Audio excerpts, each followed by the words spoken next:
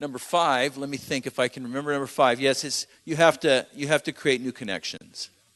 You have to connect to a new community. This is relationships. Because for many of us, our primary social relationships are disrupted when we disengage from the LDS church.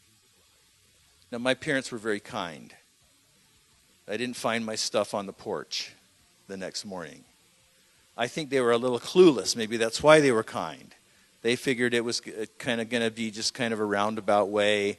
I was going to sow some wild oats or whatever, and then come back and go on my mission, and all would be well. And so they didn't really contest my decision much at that point. After all, what does a 19-year-old kid know about reality, right? So for them, it was like when I came home and announced to them that I was going to graduate school to train to be a pastor. That's when they realized I wasn't on my way back, okay? So back in those days, that was in the early 80s. Back in those days, we were still hirelings of Satan, okay? That was before they changed the temple ceremony in 1990. Pastors were considered hirelings of Satan. So, I don't know how the talk was around the ward. What's your son going to do? You got a new boss. So family relationships will be disrupted, right? And all relationships in your neighborhood. If you live in a Mormon area where many of your neighbors are LDS, then you're going to be marginalized in your neighborhood as well. So what happens to our relationships? So a lot of times we end up kind of just going it alone, partly because we don't have any other choice. We don't know better. We don't know where to find those relationships. We don't know how to connect. And partly because we just don't want the grief that sometimes comes with relationships, because we're just coming out of an experience where we got a lot of grief from our key relationships in our life. So we're going, enough, So, but I want you to understand that God values relationships. That's why there's 26 different one another statements in the New Testament. He says, love one another, serve one another, pray for one another, and forgive one another. And on it goes 26 times. And so let me just look at one passage in Hebrews chapter 10. He says, let us think of ways to motivate one another to acts of love and good works, and let us not neglect our meeting together as some people do, but encourage one another. So see, there's some of the one another's right there. And it shows us the importance of relationships. You're on this journey. It's a lot easier to get out of the swamp if you have somebody walking alongside you. And we're built for relationship. We need to connect. It's hard to connect. We all face the question of what about church? And I'm not even talking about church at this point. I'm not, traditional church. At some point in the journey, you're going to find a faith community that you can be part of.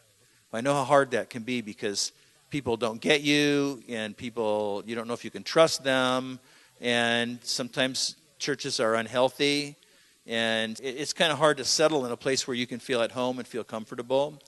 So that'll come. But I'm not even talking about going to church. I'm talking about finding partners for the journey, friends. It could be a mentor.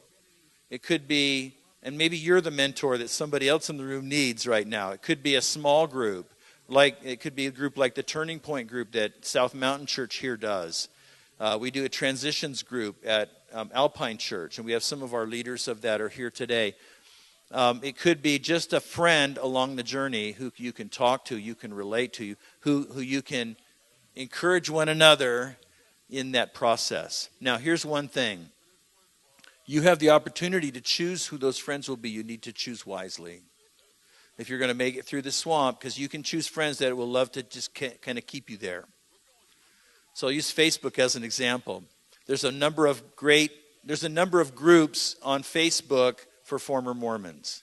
And some of them are Christian, some of them have a biblical worldview, some of them are really good. They're full of encouragement, and they're places where people are going to really understand what you're going through and can give you sound advice and just listen to you. But there's a lot of groups on Facebook for former Mormons that are negative. They're full of atheism. They're full of people who haven't got over their bitterness and their anger and their rancor toward the church and all the things that you want to start to move beyond. If you get in those groups, it's just going to keep you right there. So that's just a case in point. The same could be true in all our face-to-face relationships. We need to connect in new relationships, but we got to be smart about that, about who you hang around with, who you listen to, who's going to help you move forward in the journey, and who's going to keep you kind of anchored in a bad place. But we're wired for relationships. We need them. And that's a challenge, and you might want to just go it alone for a while. Maybe that's okay for a little while, but eventually that's going to hurt you in the end. Okay, so that gets back to church as a place. It can be a place where you can find those relationships. Again, it's not always easy. It might take some trial and error to do that. Hopefully, maybe you've met some people this weekend that could have a role like that in your life.